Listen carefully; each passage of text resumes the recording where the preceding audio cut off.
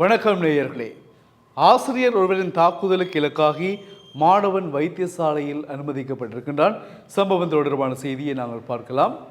பாடசாலையில் கற்பிக்கின்ற ஆசிரியர் ஒருவர் தன்னுடைய வகுப்பில் மாணவன் ஒருவனை சரமாரியாக தாக்கியிருக்கின்றார்.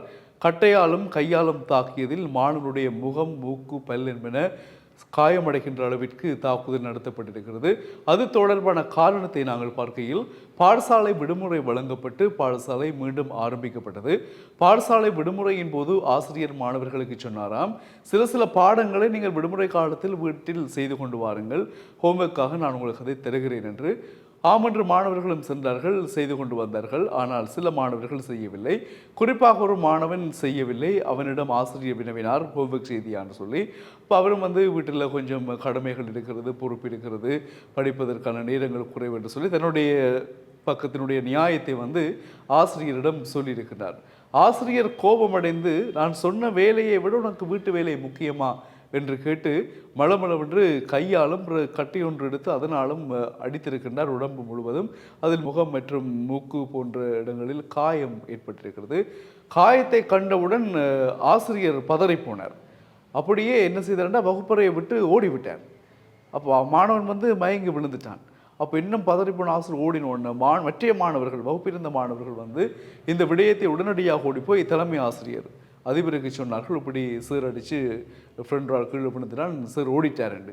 அப்போது விரைவாக ஓடி அதிபர் வகுப்பில் பார்த்து அந்த மாணவனை மீட்டு பாடசாலை வாகனம் மூலமாக வைத்தியசாலைக்கு அனுப்பி சிகிச்சைகள் மேற்கொள்ளப்படுகின்றது. இப்போ தப்பியோடி ஆசிரியர் தொடர்பான விவரங்கள் போலீசில் முறைப்பாட்டிற்காக கொடுக்கப்பட்டிருக்கிறது. ஆசிரியர் அடித்து அவர் எதிர்பார்க்கவில்லை, இப்படி மாணவனுக்கு காயம் மயங்கி விழுந்து இப்படியெல்லாம் சம்பவம் நடக்கும் எதிர்பார்க்கல. என்ன கோபத்தில் சீமான் வந்தாரோ தெரியல, இப்படியான தாக்குதலை மாணவர் மேல் நிகழ்த்தி இருக்கின்றார். இப்போ தப்பியோடின ஆசிரியர் போலீசார் தேடிக்கொண்டிருக்கின்றார்கள் என்ற விடயம் மட்டும் இப்பொழுது வந்திருக்கிறது. எனவே இந்த பிரச்சனை இலங்கையில் மட்டுமல்ல, உலகளாவிய ரீதியில் இந்த ஆசிரியர் மாணவர்களுக்கு இடையிலான பிரச்சனை போய்கொண்டிருக்கிறது.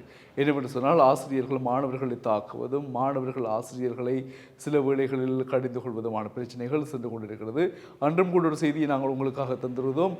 ஏன் ஸ்கூலுக்கு யூனிஃபார்ம் போடவில்லை என்று கேட்ட ஆசிரியரை வாசலில் வைத்து ஒழித்து கொண்டு வந்த கத்தியால் எடுத்து ஆசிரியரை குத்திய சம்பவமும் இந்தியாவில் தான் நடந்தது, உத்தரப்பிரதேசத்தில். அதே பிரதேசத்தில் தான் இந்த சம்பவமும் இடம்பெற்றதாக நாங்கள் அறியக்கூடியதாக இருக்கிறது. எனவே மாணவர்கள் ஆசிரியர்கள் என்றவர்களுக்கான உறவு என்ன, அவர்கள் எவ்வாறு ஆசிரியர்களால் மாணவர்கள் வழிநடத்தப்பட வேண்டும், ஒரு ஆசிரியர் சொல்வதை மாணவர்கள் கேட்கலாமா இல்லையா, அவர்கள் எதற்காக சொல்லுகின்றார்கள், உங்களில் ஏதாவது தனிப்பட்ட கோபம் இருக்கிறதா என்ற முதலாவது விடயமும், ஆசிரியர்கள் மாணவர்களுக்கு எந்த விதமான முறையில் அணுகுமுறையில் அவர்களுடைய பிள்ளைகளை சுட்டி காட்டலாம், அவர்களை திருத்தலாம் என்கிற விடயங்களும் ஆசிரியர்களுக்கு கட்டாயமாக நன்றாக தெரிந்திருக்க வேண்டும். எடுத்த எடுப்பிலேயே நீங்கள் உங்கள் வயதினரை போல உங்கள் மாணவர்களை நினைக்கக்கூடாது.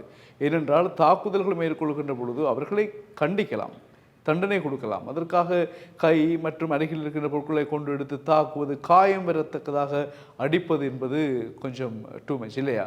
அதிகமாக பாதிப்படையக்கூடிய மாணவர்கள் இவ்வாறு பிரச்சனைகளை எதிர்கொள்கின்றார்கள். எனவே பெற்றோர்களும் போலீசில் முறைப்பாடு செய்திருக்கின்றார்கள், அதிபரும் முறைப்பாடு செய்திருக்கின்றார். உறவர்களும் பெரிய பிரச்சனையாக்கி கொண்டிருப்பதாக சொல்லப்படுகின்றது. உறவுகளும் பிரச்சனையாக்கி கொண்டிருக்கின்றார்கள். கைது செய்யப்பட வேண்டிய அந்த ஆசிரியர் இப்பொழுது எங்கு இருக்கிறார் என்பது தெரியவில்லை, ஒழித்து விட்டாராம். தேடுதல்கள் நடைபெற்றுக் கொண்டிருக்கின்றன. நான் நினைக்கிறேன் இன்னும் சில மணித்தியாலங்களில் அந்த ஆசிரியர் கைது செய்யப்படலாம். கைது செய்து விசாரணைகளுக்கு உட்படுத்திய பிறகுதான் ஆசிரியருக்கான தண்டனையை சட்டம் என்ன மாதிரி கொடுக்கிறது என்பதை நாங்கள் மீண்டும் ஒரு செய்தியில் உங்களுக்காக தர காத்திருக்கின்றோம். இப்பொழுது செய்தியோடு இணைந்து கொண்டு உங்களுக்கு நன்றிகளை கூறிக்கொள்கிறோம். தொடர்ந்து இணைந்திருங்கள் செய்திகளுக்காக டியூப் தமிழுடன்.